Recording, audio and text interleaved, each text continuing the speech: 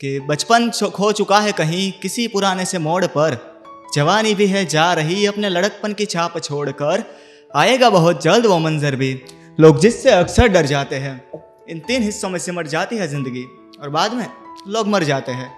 क्या ये है ज़िंदगी जिसके लिए तुम इतने आतुर थे? क्या लगता है तुम्हें कि ज़िंदगी के बस इतने ही दस्तूर थे कि जब अस्पताल से तुम अपने घर किसी रेशम के कपड़े में लिपट कर आते हो, जब थोड़े बड़े होकर नर्सरी नई यूनिफॉर्म में सिमट कर जाते हो, तब सपनों को देखने की शुरुआत होती है। क्या करना है से क्या नहीं तक की सारी बात होती है। तुम्हें लगेगी वो नादानी सारी, लगेगा सब आसान है।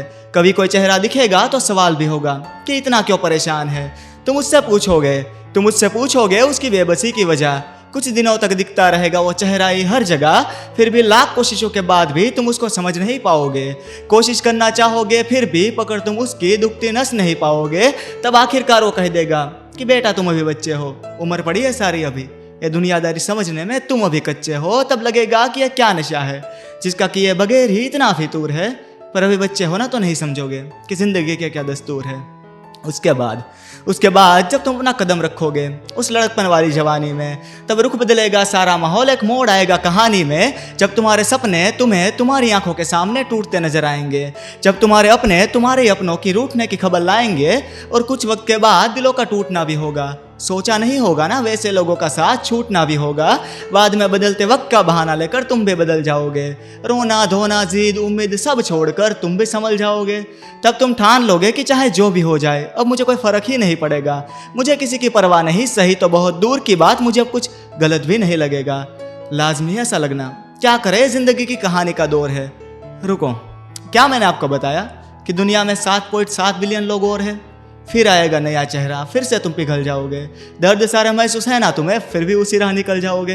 पर कहानी इस बार नहीं होगी, प्यार के साथ साथ जिम्मेदारियां भी कहीं होगी। क्योंकि पिछली नाकामी से हार कर, सारी ख्वाहिशों को बेरहमी से मार कर तुम कुछ कर दिखाने की जिद पर जोड़े थे। लाजमी है जिम्मेदारों का होना, क्योंकि अब तुम पापा के कंधों पर नहीं अपने ही पैरों पर खड़े थे। तब लगेगा कि फिलहाल जी लेते हैं ना जिम्मेदारियों के तहत, आखिर अपनों का क्या कसूर है। हो सकता है कि इसी का नाम हो जिंदगी, और शायद इसका ये भी एक दस्तूर है। उसके बाद जब तुम्हें दोनों फेस पार कर जाओगे, जिंदगी की नैया को जिंदगी के साहिल के किनार पर लाओगे, तब तुम्हें महसूस भी नहीं होगा कि कब तुम्हारा गम आधा हो जाएगा। देखते ही देखते किसी के साथ जिंदगी गुजारने का वादा हो जाएगा। 1-2 साल में जब अपने जीवन साथी की आंखों का ख्वाब हो जाओगे, 1-2 साल और गिन लो ना, जब तक तुम अपने वारिस के बाप हो जाओगे। फिर उसके ढांचे में कहीं खुद का ही बीता हुआ कल देखोगे। चाहोगे कि जो भी हो उसे अपनी आंखों के सामने हर पल देखोगे। पर यकीन मानो ऐसा कुछ नहीं होगा। जो तुमने सोचा है वो तुम्हें कभी महसूस नहीं होगा, क्योंकि उसके दिल के किसी कोने में ही सही, छोटा सा ही क्यों नहीं, कोई तो अरमान जगह होगा ना। वो अपनी लाइफ के दूसरे फेज में है तो भी दिल लगाने में कहीं लगा होगा ना।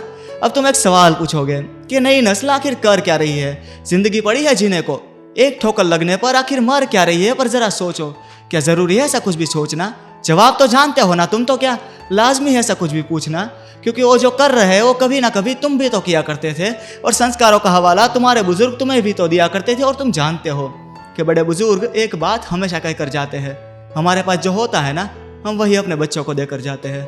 अब अगर खुशकिस्मत रहे तो अपने बच्चों की आंखों से अश्क बनकर बरसोगे, अगर किस्मत खराब रही तो यकीन मानो उनकी एक झलक को भी तुम तरसोगे। अब ऐसे में एक गलत फहमी अपने दिल को तुम दे जाना, चिल्ला तो नहीं पाओगे, बस खामोश होकर खुद से कह जाना कि जिंदगी बड़ी अजीब है, हम सब इसके सामने मजबूर है, अपने हाथ में कुछ नहीं जनाब, इसका ये भी एक दस्तूर है। अब पहुंचोगे तुम मौत के करीब, समा सारा कुछ और होगा। देखोगे तुम धीरे धीरे जब शुरू जिंदगी का फेस 4 होगा, तब एक मंजर जितना नाजुक उतना ही सख्त भी आएगा। वो दिन भी देखोगे ना जब तुम्हारा आखिरी वक्त भी आएगा, जब तुम्हारी सांसें रुक रुक के चलेगी और बाद में हमेशा के लिए फ्रीज होने वाली होगी। जब तुम्हारी ज़िंदगी तुम्हारी आंखों के सामने फ्लैशबैक मूवी की तरह रिलीज होने वाली होगी, तब आंखों के साथ साथ उससे बहते अश्क भी छोटे होंगे। जब सुनाने को कहानियाँ और गोद में सुनने वाले नाती नातिन और पोते होंगे, तब तुम उन्हें समझाओगे। जो तुम समझ नहीं पाए थे वो सारी बात बताओगे। वो भी फिर ऐसी ज़िंदगी की आदत डाल देंगे, एक कान से सुनेंगे दूसरे कान से निकाल देंगे। इससे अच्छा है तुम उन्हें अपनी कामयाबी के नहीं पर नाकामयाबी के किस्से सुनाओ। जो तुम करना चाहते थे पर नहीं कर पाए ना, वो सारी बात बताओ। अपनी ज़िंदगी की कहानी को कुछ अलग नज़रिए से दिखाओ, सिर्फ जिंदा रहना नहीं, उन्हें जीना भी सिखाओ, ताकि कल को ताकि कल को जब वो तुम्हारी गोद से निकलकर अपने पैरों पर खड़ा हो, जब जिम्मेदारियां छोटी लगे पर हौसला बड़ा हो, जब अपनी हार को हराने वो बिन हथियार लड़ा हो और अपने सपनों के पीछे जी जान लगा कर पड़ा हो, तब अपने आप को अंदर ही अंदर कहीं मार ना दे, अपने आप को जिम्मेदारियों के ढांचे में ये उतार ना दे कि कुछ कर जाने का जज्बा उसमें फिर ना जगे। तुम भी नहीं चाहोगे ना कि एक अरसे बाद उसे भी ऐसा लगने लगे कि हम सब और कुछ नहीं, बस कुछ बेमतलब के मजदूर है उस कॉरपोरेट जॉब के जिसका नाम है जिंदगी, और उसके अपने अलग ही दस्तूर हैं।